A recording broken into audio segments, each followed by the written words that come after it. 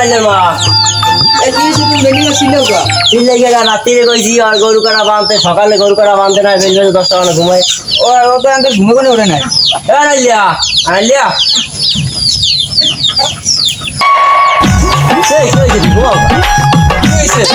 সকালে ছিলেন কে তো চিল্লাই কি আছে জানো রাত্রি কইছি তোর গরু কাটা বাঁধতে সকালে গরু কাটা বাঁধতে নাই বেল 10টা দিয়ে আনো ঘুমাও হ্যাঁ গরু বানবে বেলবে তো 10টা মুই আর রাত্রে একটু ঘুমাইতে পারছি আর বগরম গাছ তুই ঘরে আনছো তুই হারাত্রি ঘুমাওটা করছো কি মাগরিবের সময় হারাম লাগলে হইবে এত ঠান্ডার মধ্যে ঘুমান যায় কে আমার ঘর কম্বল আছে ল্যাপ আছে সিরা খাতা আছে তুই ঘুমাইতে না করছো কি খাতা কম্বল কি শীত মানে একটা মানুষের গায়ে রুম আছে না ওই রুমটা কি আমি পাই কি উম্মাই তুই কি কইতেছ তো কইতেছ তুই ভালো করে খুললো খাবার খুললে করে ঠিক মতন পোলা বিয়ে করতেছে কি খাবার করবো বিয়ে করতে বিয়ে করে খাওয়াই নাকি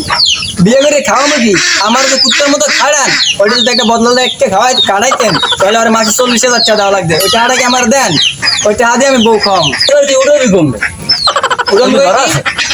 দাদার ঘর আছে না আপনি যে সময় মায়ের বিয়ে করছেন এই সময় তো আমার এইটাও আসলে না আমার ঘর আসলে আপনি দাদার ঘরে নাচতে নাচতে উঠছেন দাদা হালাকগর বলে যদি বাঁচতে থাকতো তাহলে কি আমার খারাই খারাই এই কথাটা আমার শোনা লাগবে